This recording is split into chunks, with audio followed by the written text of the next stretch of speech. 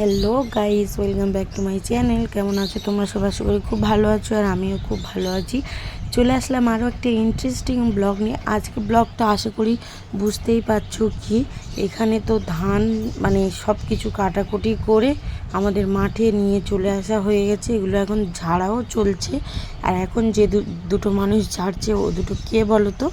একটা হলো আমার বর, একটা হলো আমার ভাই।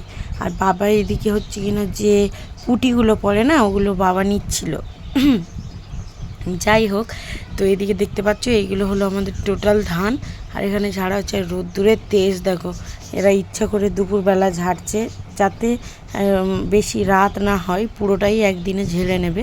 সেই জন্য বেশিটা জমি নয়, আমাদের 1.5 বিঘে জমি চাষ হয়েছিল। তো যাই হোক, এদিকে দেখতে পাচ্ছ কতটা করে পল বেরোচ্ছে, মানে এবারে পুরো চিটে হয়েছে বেশিরভাগ প্রত্যেকটা মানুষের ধানে।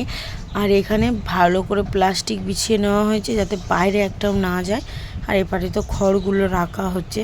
আর নেট জাল দিয়ে ঘেরা কেন তোমরা যদি জিজ্ঞাসা করো এই পাটটা, কারণ হাঁসগুলো যাতে খেয়ে না নেয়, সেই জন্য। হাঁসে প্রচণ্ড খেয়ে নিচ্ছিল। আর রোদ্দুরের তেজটা খালি দেখেছো, এরা মাথায় টুপি পরে আছে। তো আর এইদিকে এই ঘরগুলো দেখতে পাচ্ছি সবে দুয়াটি বাঁধা হয়েছে, মানে সবে চালু করেছে। আর এটা পা মেশিন না, এটা মোটর ফিট করা আছে, এটা মোটরে চলে। আর তারপরে এত গরম গাইস, কি বলবো। আমি বাড়িতে এসে বসেছিলাম, আমি তো কিছু করিনি কারণ মাম্মাম ছিল বলে, তাই আমি বসেছিলাম। আর তাও আমি যেন ঘেমে যাচ্ছিলাম। এদিকে ভাই বাবা দুজন মিলে করবার, যে ভাই তো জানে না এবছর সবে নতুন, মানে ও শিখছে আর কি। সরি, বাবা না, ওটা ছিল আমার বর, ওটা আমি বুঝতে পারিনি। যাই হোক, ভাইও বাজছে বাবাও বাজছে। আর এদিকে আমি আর মাম্মা ওয়েট করছি দাঁড়িয়ে দাঁড়িয়ে, কারণ মা আসবে একটু পরে। আজকে মার আসার কথা, মাও কাজ করবে। ফাইনালি এই দেখো মা চলে এসছে, এসে শাড়ি টাড়ি সব চেঞ্জ করে নিয়েছে, নিয়ে মা এখন যাবে ধান ঝাড়তে। আসলে মা, বাবা আর ও আর ভাই, 4জন মিলে, মানে 2জন ঝাড়বে, একজন খড় বাঁধবে, আর একজন কুটি নেওয়ার জন্য লোক নেওয়া হয়েছে। আর আমি এখানে মাদুর পেতেছি, কারণ আমি আর মাম্মাম এখানে বসে থাকবো, আর মারা সবাই ধান টান ঝাড়বে। তাই আর মাম্মাম তো মাছ ছেড়ে কিছুতেই আসবে না, তাই জোর করে দিয়ে গেল। আর এই মিনি ফ্যানটা দিয়ে ওকে হাওয়া খাওয়াচ্ছিলাম, বলছিলাম হাওয়া খাওয়ার বসো চুপ করে। যাই হোক, কী করব, কারণ ও একদমই স্থির হচ্ছিল না, মার কাছে যাবে বলে পাগল হচ্ছিল। বাবা এদিকে ধানে, এই দিকে দেখেছো ফ্যানটা চালিয়ে রেখেছে, কারণ প্রচণ্ড গরম, যেটাই বললাম। আর বসে বসে আমরা ওরম বকছিলাম। আর আমার বাবা, একটা কথা বলি, মানে অক্লান্ত পরিশ্রম যদি কেউ করতে পারে সেটা হলো আমার বাবা। প্রচুর খাটতে পারে, প্রচুর, মানে সারাটা দিন যদি কাজ করতে বলো সারাটা দিন কাজ করবে। এদের কাজে কোনো কষ্টই নেই, মা বাবা দুজনেই। এখানে আমি বাবাকে বলছিলাম, বাবা একটা কথা বলবো শুনবে? বাবা বলে কি বল? আমি বলি তুমি 1 মিনিটে কটা খড় বাঁধতে পারো, কই বাঁধো দেখি। মানে বাবাই এত স্পিডে বাঁধছিল, আমি এর আগে কখনো দেখিনি। তাই জন্য বাবাকে বললাম, বাবা তুমি কত তাড়াতাড়ি বাঁধতে পারো, দেখো বাঁধো দেখি। আর ওই যে পুচকে বাচ্চাটা দেখছো, ওই যে ওই চলে গেল, ও হচ্ছে কিনা ওপারে আম চুরি করতে গেছিলো, আমরা সবাই এখানে বসে বসে খাবো বলে। যাই হোক, তো পেড়ে নিয়ে এসছে ফাইনালি, এনে ও একটুখানি কামড়ে খাচ্ছে এরকম হাতে। আর আমরাও খাবো বলছি, মাম্মামও খাবে বলছিল, তো মাম্মামকে দেওয়া হয়নি। আর ও শুধু মার ব্যাগটা নিয়ে খেলছিল। যাই হোক, গাছ থেকে পেড়ে এনেছে, এগুলোও খাবে, আমি খাবো, ভাই খাবে, সবাই খাবে। আর ভাইয়ের মুখটা দেখেছো, শুকিয়ে একদম চিমসি হয়ে গেছে।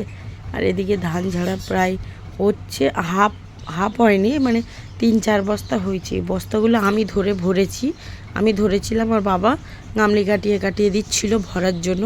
আর এই যে সামনে প্লাস্টিকটা টাঙিয়ে রেখেছে কেন বলো তো? যাতে ধানটা ঠিকরে অনেক দূরে না চলে যায়, ওর গায়ে লেগে যাতে নিচে পড়ে যায়, ওই জন্য। আর এদিকে মাম্মাম বসে বসে দেখছে আর হাসছে, দেখছে আর হাসছে। ও কী করবে, ওর কাজই তো এটা। আস্তে আস্তে সূর্য ডুবে যাচ্ছে, সন্ধে সন্ধে হয়ে যাচ্ছে। এখানে লাইট ফিট করা হয়েছে, কারণ রাত করে ঝাড়া হবে সেই জন্য। এই দেখো, এটা রাত্রি, মানে এটা রাত্রের ফুটেজ, এটা আমি রাত্রেবেলা নিয়েছি। মানে আমি তো অতটা ভিডিও করতে পারিনি, কারণ রান্না করছিলাম আমি। যারা কাজ করছে তাদেরকে তো খেতে দিতে হবে। এই যে লাইটের ব্যবস্থা করছে, আর এদিকেও ধান দিচ্ছে, আর এদিকে ধানের বস্তা প্রায় হাফ প্রায় ছাড়া হয়ে গেছে। ওই যে বস্তা হয়েছে, কতটা ধান হয়েছে না হয়েছে সেটা আমি তোমাদেরকে লাস্টে বলবো। যাই হোক, এখানে হচ্ছে কিনা ধানগুলো ঝাড়া হয়ে যাওয়ার পরে মানে একেবারে বস্তা ভরে রাখছে, তারপরে মেপে বিক্রি করে দেবে, আর কিছুটা রাখা হবে খাওয়ার জন্য। তো এটা হলো তার পরের দিনের ভিডিও, কারণ আমি তারপরে আমরা ধান টান ঝেড়ে আর কি সব কিছু গুছিয়ে গাছিয়ে নিয়ে বস্তা ভরে শুয়ে পড়েছিলাম। মানে স্নান টান করে দেরি হয়ে গেছিলো বলে। তারপরে এই যেগুলো বেরিয়েছিল না ভুসিগুলো, পল ভুসি বলে এগুলোকে, ওগুলো রৌদ্রে মানে রাস্তায় দিয়ে আসছে লোকেরা, সাইকেল নিয়ে যাবে বা গাড়ি নিয়ে যাবে, মারালে ওগুলো হচ্ছে কি না ধানগুলো বেরিয়ে যাবে, নিয়ে চলে আসাবে। ওদিকে খড়, আর এই যে হাঁসগুলো দেখছো এর ভিতরে সাদা হাঁসগুলো আমার, সেই ছোট ছোট সাদা হাঁসগুলো এখন এত বড় বড় হয়ে গেছে, বুঝেছো। আর এপারে ধানের বস্তাগুলো সাজিয়ে রাখা আছে, বস্তার ভিতরে চাপা দেওয়া কিছুটা ধান বস্তায় আছে, কারণ বস্তা ছিল না তাই। তো এই ব্লগটা তোমাদের কেমন লাগলো না লাগলো আশা করি তোমরা কমেন্টসে জানাবে। আর যদি ভিডিও ভালো লাগে লাইক কমেন্ট শেয়ার করে সাবস্ক্রাইব করে চ্যানেলের বেল আইকন অন করে দেবে। আজকের মতো টাটা, সবাই ভালো থেকো, সুস্থ থেকো, নিজের দিকে খেয়াল রেখো, আর সবাই সাথে থেকো।